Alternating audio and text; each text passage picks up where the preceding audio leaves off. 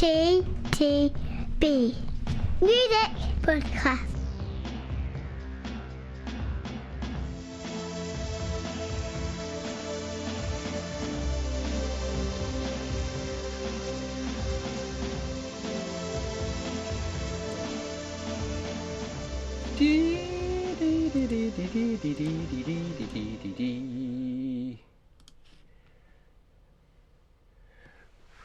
Whoa, podcast 3. Must mean we're almost halfway through the year. Oh God, I wasn't going to say it, but there you go. What a way to kick off. Who would thought we were aiming for 6 podcasts this year rather than usual 12? Usual 12. Sod that. We'll just do half the amount this year. It saves on the disappointment. Well, maybe. We'll make up for it later. Promise.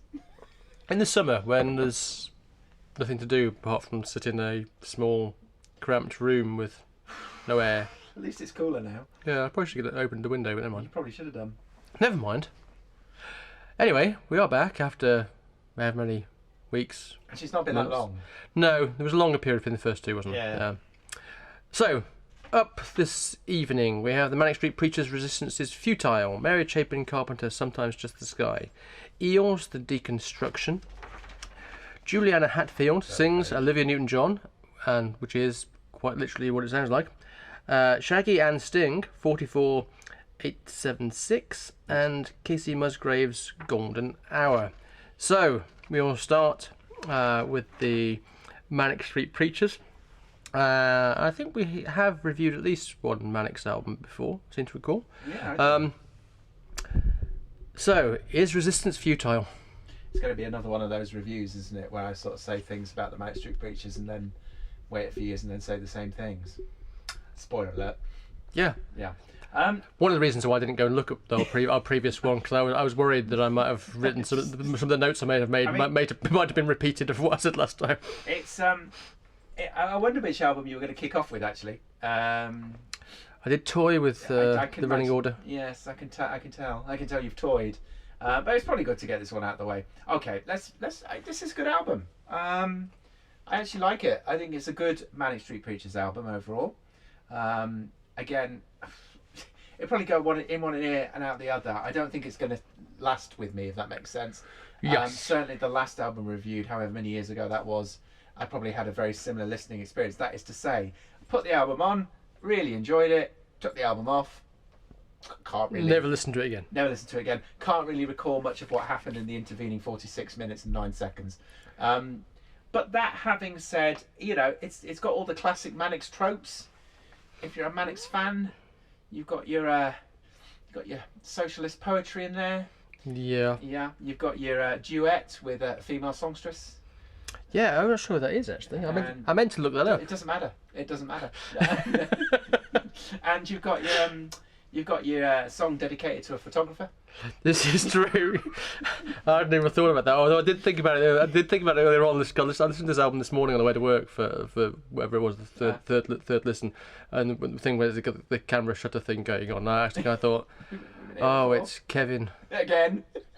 It's about the third time they've done that. So as I say, something for all the Manic's family.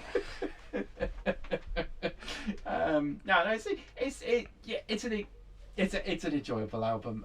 Don't get me wrong. I'm being cynical. I really enjoyed the opening couple of tracks. I liked Vivian, the photographer song. and a song for sadness. What's the other one that was in there?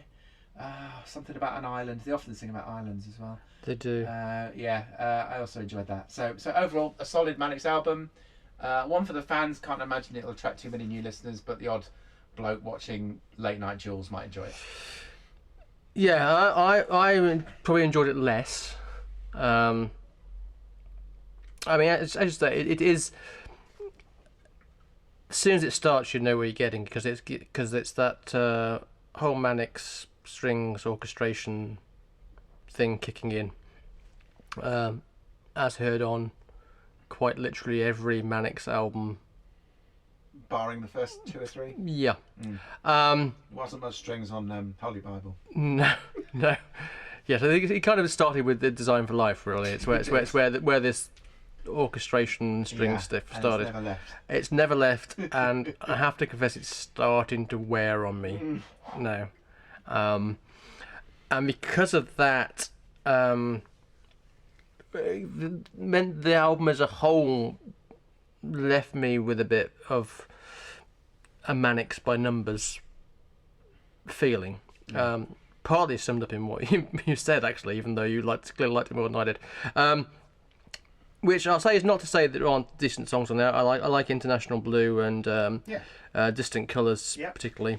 And Dylan and Caitlin, I like the verse. Not so keen on the chorus, but it may well be a grower. The other thing that actually amused me, they seem to have discovered woes. Whoa! Yeah. Yeah. Hold steady, woes. Hold steady, woes. Bon Jovi woes. Suddenly they've clearly been listening to a lot of own Bon Jovi records or something, because suddenly there's woes all over the place, and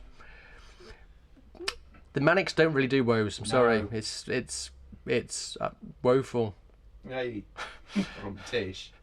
Bad pun of the podcast out of the way early. Glad we got that out of the way. Yeah, so I mean, ultimately, I think we're the same in the fact that we probably won't listen to this record again. But you seem to have enjoyed it more as a experience that you won't listen to again, whereas I was thinking, apart from hearing these songs on the radio every now and again, because International Bluesman is single, stuff like that, and it coming on me thinking, it's fine. It's a fine line. I'm not going to be... And this... On the bright side, it did make me listen to the first two albums again. So. It always does. I think you say that every time. Yeah. Well, Generation Terrace and Gold Against the Soul are both still hold up very well, it has to be said. Do you know what? If they re-released one of those albums, I'd buy it tomorrow. Well, I'm sure there's a remastered I'm sure there is. opportunity just around the corner. Do you know it's 20 years since the follow-up to A Design for Life as well? Yeah, that This was is my crap. truth. You know. Yeah. This is us disappearing up our arse. Yeah, that's what it's set in, really, isn't it? Yeah. 20 years they've been doing this. 20 Yeah. years. If you tolerate this, we'll carry on making records for another 20 years. 2 decades. Yeah. Actually, no. Speaking of old songs, the next album is Mary Chapin Carpenter, and again we've reviewed one of her albums before. I think one of her albums before. In fact, the second track off this album appeared on that record. This new album is a new album and an old album all in one. It's called Something Just the Sky, and it's essentially her re-recording 12 of her old songs, one track each from previous studio recordings, plus a new track, the title track, which tops off the album. Oh, yeah. And apparently the process of this was she just gave the band the songs and just did brief acoustic versions of them, and then they built them up from there, as opposed to them listening to the original studio works. And it's an interesting effect because the tracks are out of order so they're not kind of chronological. So, which is interesting because the album doesn't feel like a collection of songs from different time frames. It does, to me, hold together as an album that sounds like it was all written and recorded at the same time. As a fan, it also she's just chosen to re-record a couple of my favourite songs of hers from her back catalogue. I Have a Need for Solitude, Naked to the Eye, The Calling, and in particular The Moon and St. Christopher, which has always been one of my favourite songs of all time. Yeah. But ironically, I've always liked it as a live song. I'd always didn't totally like the original recorded version of it. This version on here does with it what she'd done live, which actually gets to the heart of the song.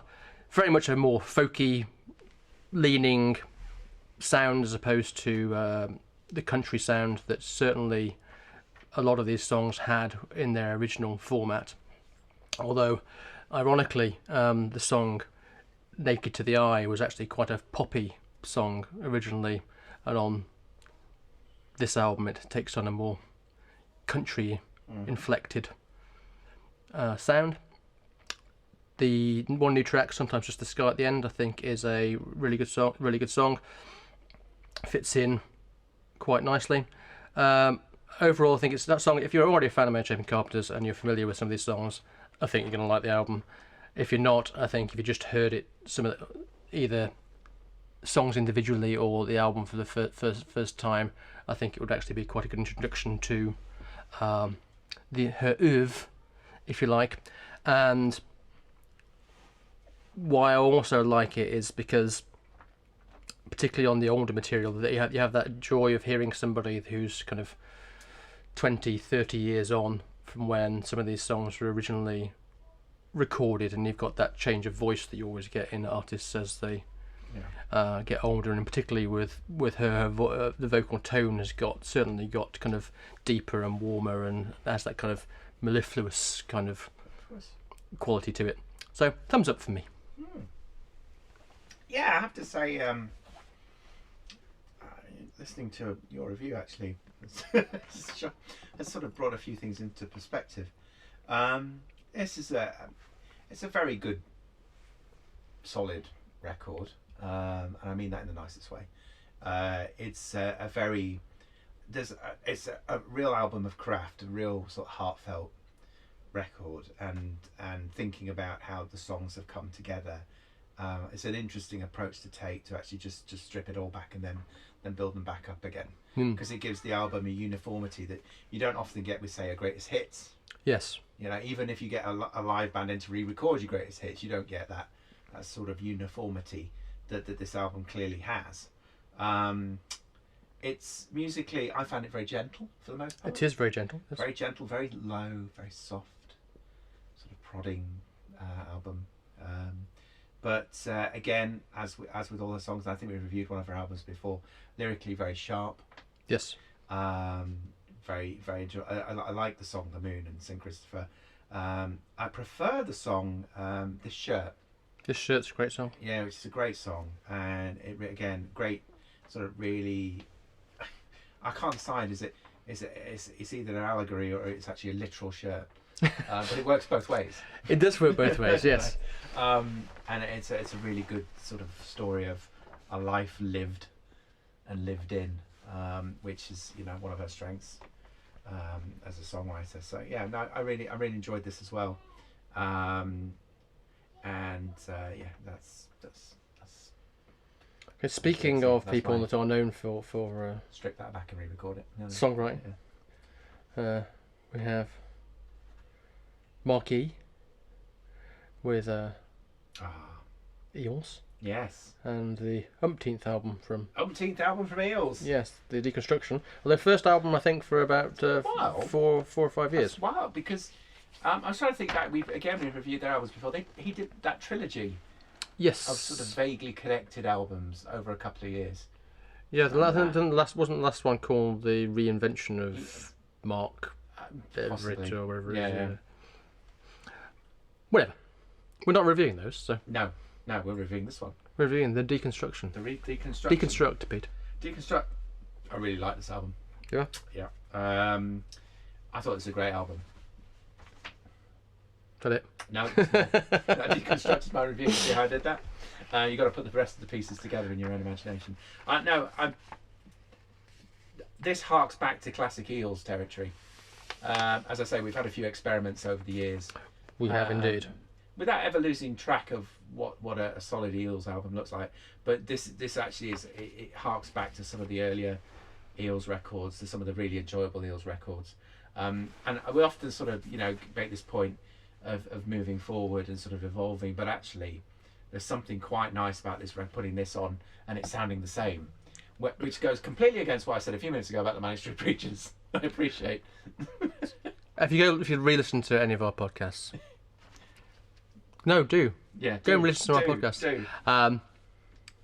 We do that a lot, but I think that's like most reviewers. You kind of criticise something but we're well known for saying, people should change, not the same thing again, and then when they do, we're going to go, that's not very good. That's not very good. That's rubbish. They should say how it was. Yeah. Well, this has gone back to how it used to be, and I think as a result, I don't know, taking that break for a few years and not recording anything, I feel that some of the passion for the songwriting's come back in.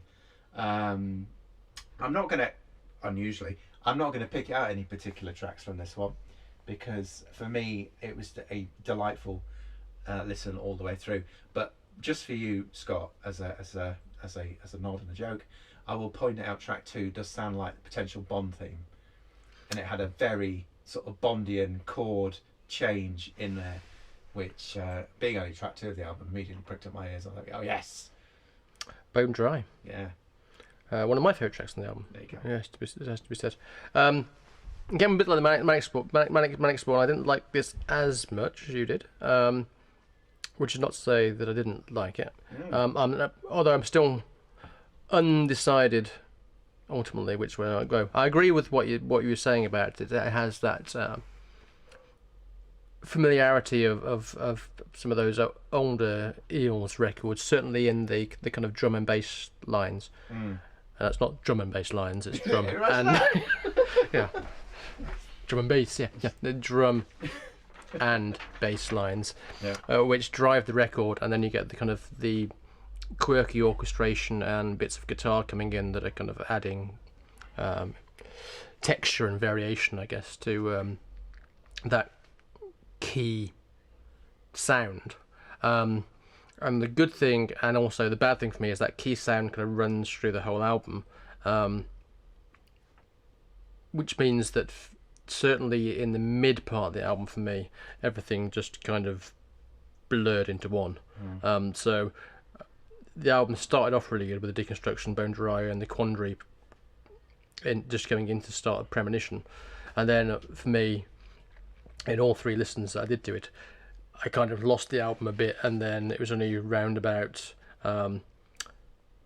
Archie Goodnight, The Unanswerable, and In Our Cathedral at the end, where I was suddenly kind of like, oh, I'm back. Yeah.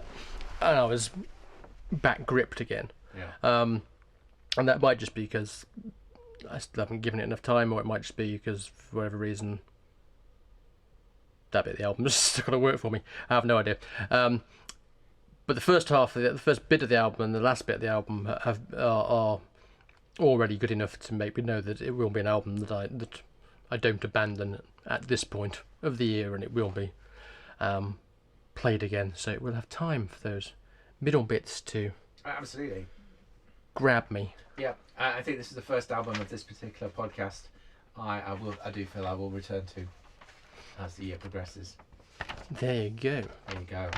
I haven't said that much this year so far. New, indeed. Right, it's changed direction. Yeah. This really is a change of direction. This is where we hit the weird bit of the podcast. The weird podcast. It starts here. Yeah. First up, Juliana Hatfield, whose last album we reviewed last year, in fact. I remember it. And that was very brutally. Oh God, that was lyrically and raw. Good record, both awesome. decided to go for a slightly lighter thing this time around, and do a album of covers of songs made famous by Olivia Newton-John. An interesting idea. Clearly a work of love and appreciation for ONJ. One I can appreciate greatly, because I did have a poster of Olivia Newton-John above my bed when I was 9 years old. I was madly in love with Olivia Newton-John. Even wrote the Jim Will Fix It. Lucky escape there. Anyway, moving on. So I was also a fan of Olivia Newton-John. Weird corner of the podcast. Yeah. So I was a fan of Olivia Newton-John from mid-70s to mid-80s. So I own several albums. So I was already quite familiar myself with most of these songs that Hatfield has taken on. It's a fairly straight covers thing. It's just pretty much tries to ape the original delivery style, although obviously her vocal style differs from Olivia Newton-John's. If I'm honest, I would have perhaps preferred for at least a couple of the songs to be a bit more inventive and different as covers, rather than just sticking with the original styley. However, that said, always loved the song a little more love. Always loved Physical. Always loved Hopelessly Devoted to You, Xanadu. it sounds great to me, those Yeah. songs, so fairly happy. Yeah. And also, I'd forgotten how good Have You Never Been Mellow was. Yeah. Which is starts on. I should say, most of these songs were originally written by John Farrar, who was a member of the Shadows. The Farrar songs. Start that again. The Farrar songs on this album are probably some of the strongest. It has to be said. And what is quite what is quite nice about this album is there is a real sense of love for Olivia Newton-John from Juliana Hatfield running through it. Yeah. This is a labour of love. This is I've released a brutal, raw solo album of my own, and now I'm just going to go back into the studio and do something fun. Yes. It's like a palate cleanser. Let's do something light. Let's do something light by comparison. Hey, what about that Olivia Newton-John? I've always liked. And actually because it doesn't drift too far from the original template of the songs, other than obviously her style, it sounds bizarrely quite fresh. Yeah, it's an album of covers, and you hear the covers, but actually it does sound quite fresh. And I wondered if it's because X amount of time has passed from the originals. Olivia Newton-John these days, let's be honest, her records aren't played regularly. Very true. Anywhere. So I wonder if that affords some artistic license over the nostalgia trip. But because of that, it does then sound like a fairly fresh album of pop songs. Yeah. Which is nice. So I actually I enjoyed it more than I thought I was going to. Because when I saw obviously the album title, Juliana Hatfield Sings Olivia Newton-John, I thought, my goodness. It's got that crazy disco sleeve as well. It does have that silhouette of the two artists stood next to each other, which is really nice. So as I say, really enjoyed this. Fans of Juliana Hatfield, not sure how they will feel. However, I suspect the fans of Olivia Newton-John, as has just been proved by yourself, will probably really like this. I concur. Yeah. So, moving on to the second bit of our weirdness, and you'll be doing half a review of this, apparently. I will. And I'll be doing the other half of the review. So, we have the album that no one was calling for. Shaggy and Sting, Together at Last, with 44,876. So I suppose, Pete, I'll hand over to you. I'll hand over to you by saying let me just it does what it says in the tin, really, doesn't it? And with a Metacritic rating of 49, you know where this is headed.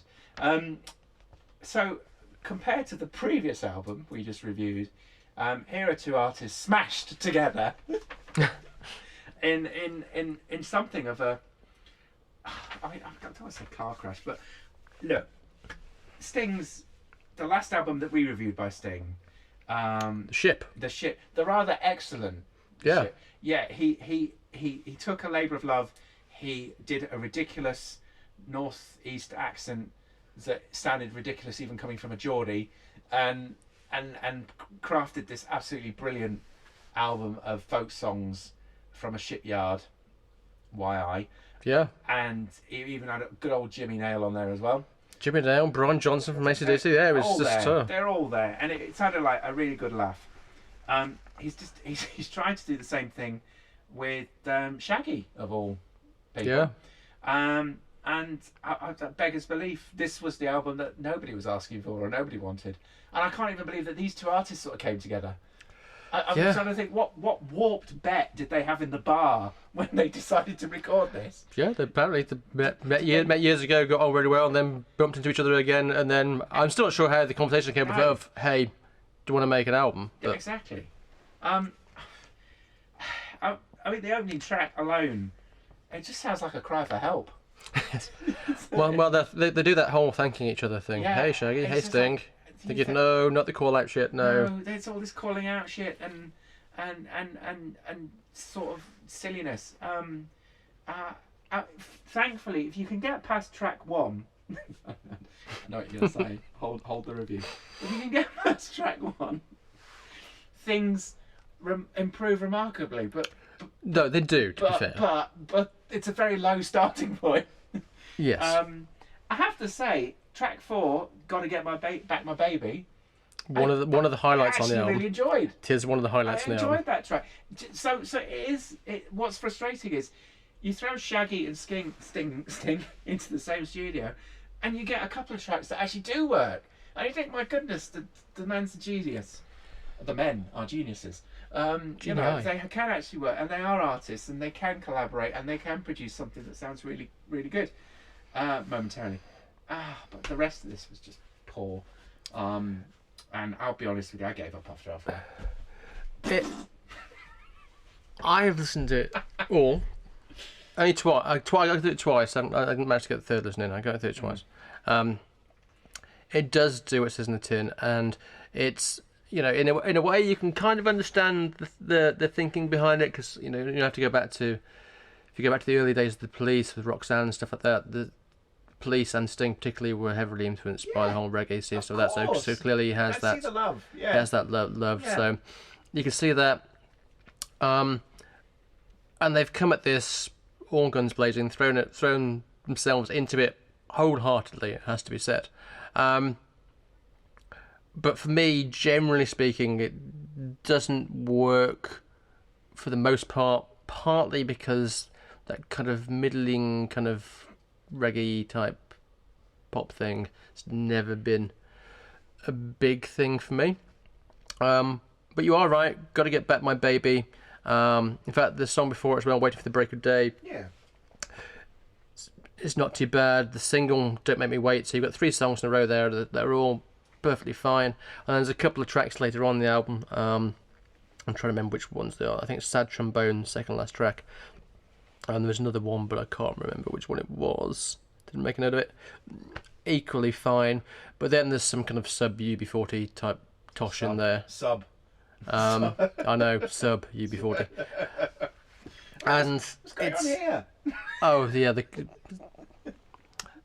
Pete's just showing me the picture of the cover of the album with the 2 gentlemen astride motorcycles. Trying to look tough. Yeah.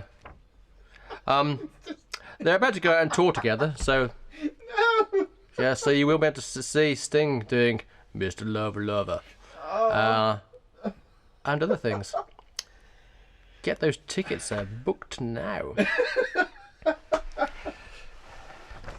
That'd probably be good for a laugh, though, wouldn't it? It would certainly be interesting. I feel it safe to say it would be an interesting experience. Yeah. I may pass all the same, but you know. So we're move towards the end, and the third or seventh, depending on how you want to count them. Third, as far as we're concerned. Because we must make that joke every time. I know. Album from Kacey Musgraves, Golden Hour. Get it together.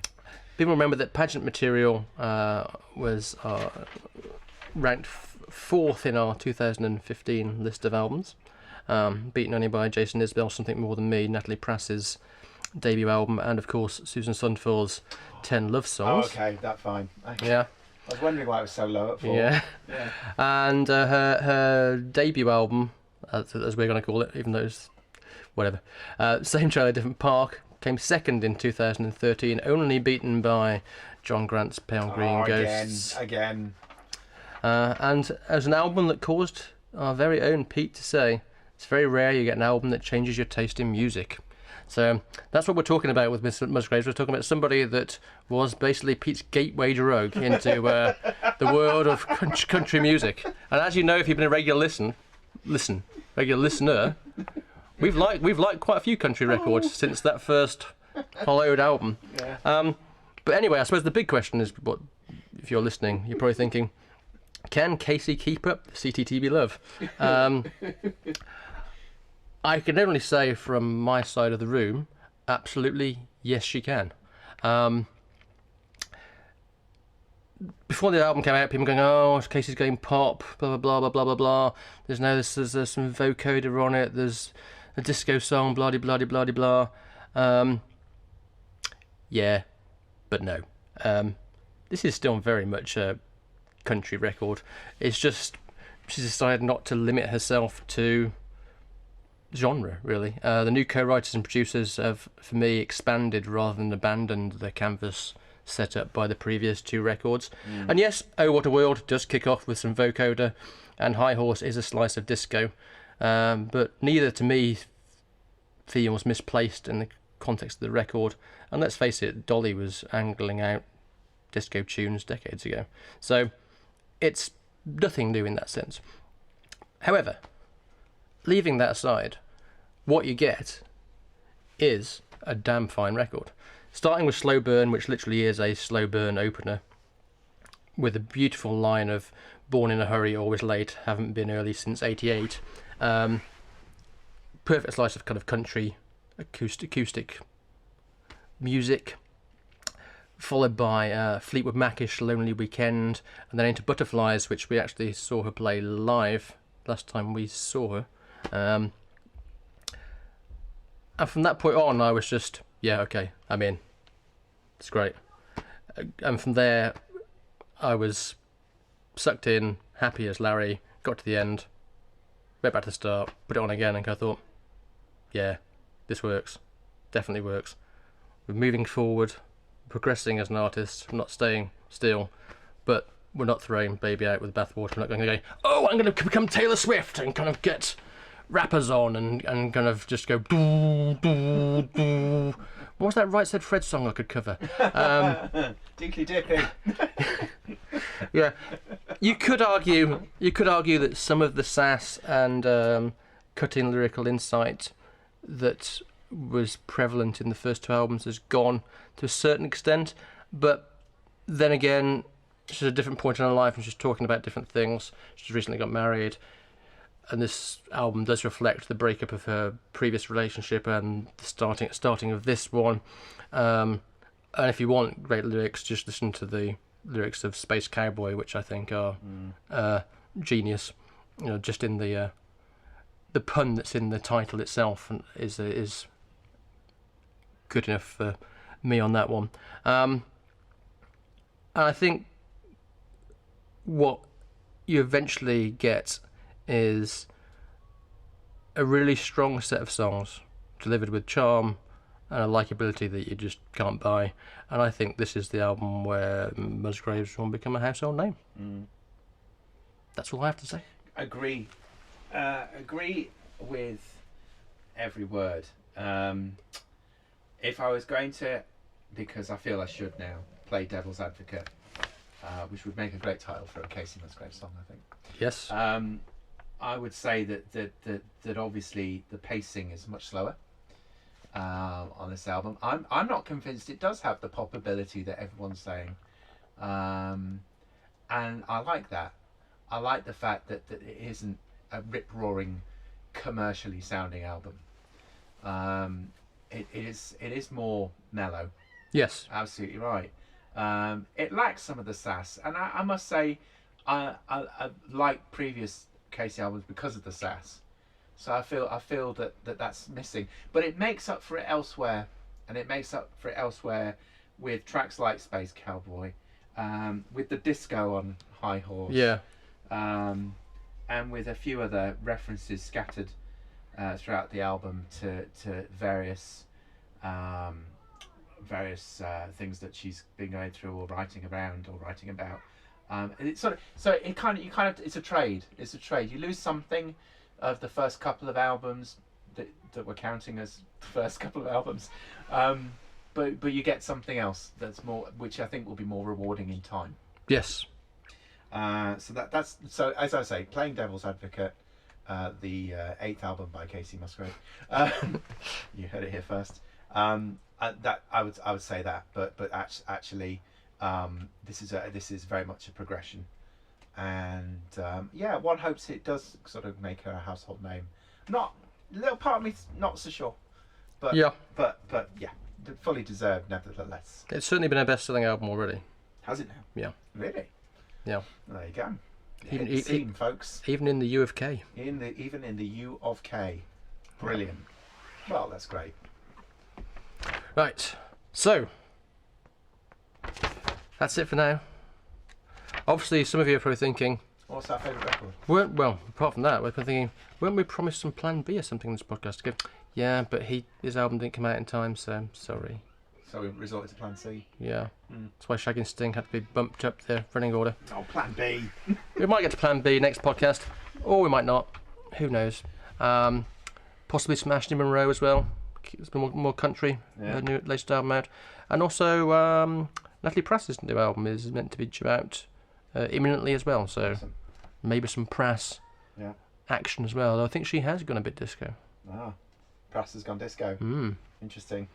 But yes, so that's an important question that obviously I had overlooked. Peter, you right said we normally. I think we all know the answer, but yeah, go on. Let's work through it. Manic Street Preachers, Resistance is Futile, is not my. Yes, it's clearly for me, Kacey Musgraves. With an honourable mention to Mary Chapin Carpenter and a half honourable mention to Eels. My honourable mention goes to Eels. So I'll throw that in there. Yeah. So until next time, July probably. Hopefully sooner. See you then. Yeah, we'll be reviewing about 10 albums then. It'll be fine. It'll be a long podcast. Like the good old days.